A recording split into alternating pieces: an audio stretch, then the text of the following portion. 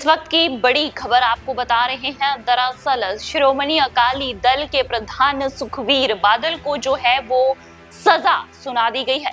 दरअसल सुबह से ही बैठक हो रही थी, इसमें कुछ अहम मुद्दों पर चर्चा की जानी थी, तो वहीं अब फैसला निकल कर सामने आया है, जहां सुखबीर बादल को जो है वो दोषी करार कर दिया गया है। आपको बता दें कि सुखबीर बादल को धार्मिक सजा सुना दी गई है। श्री अकाल तख्त साहिब के जत्थेदार यानी रघबीर सिंह ने सुखबीर को तनखैया करार कर दिया है।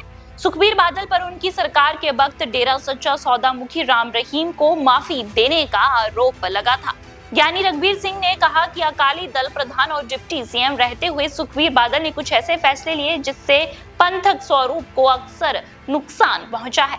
सिख पंथ का भारी नुकसान हुआ है। 2007 से 2017 वाले सिख कैबिनेट भी आपका स्पष्टीकरण दे। अकाल तख्त जत्थेदार ज्ञानी रघबीर सिंह ने कहा कि सुखबीर बादल एक साधारण सिख की तरह अकाल तख्त पर आकर अपने गुनाहों की माफी मांगे और सुखबीर बादल 15 दिन के भीतर अकाल तख्त में पेश हो। बड़ी जानकारी आपको दे रहे हैं। सुबह से जो थी वो लगातार बैठक हो रही थी।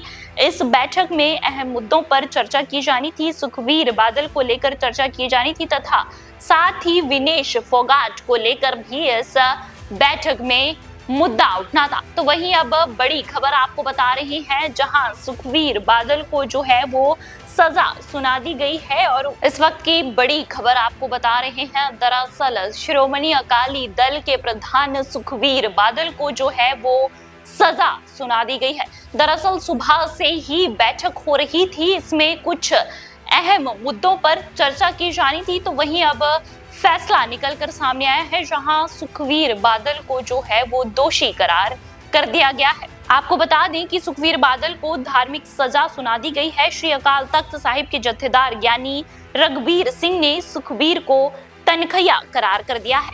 सुखबीर बादल पर उनकी सरकार के वक्त डेरा सच्चा सौदा मुखी राम रहीम को माफी देने का आरोप लगा था।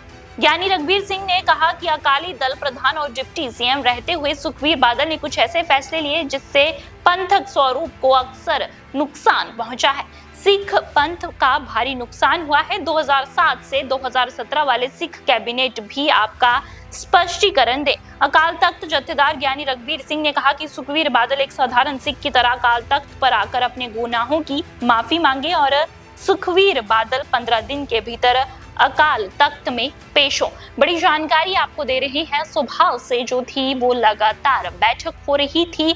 इस बैठक में अहम मुद्दों पर चर्चा की जानी थी, सुखबीर बादल को लेकर चर्चा की जानी थी तथा साथ ही विनेश फोगाट को लेकर भी इस बैठक में मुद्दा उठना था। तो वहीं अब बड़ी खबर आपको बता रही है, जहां सुखबीर बादल को जो है वो सजा सुना दी गई है और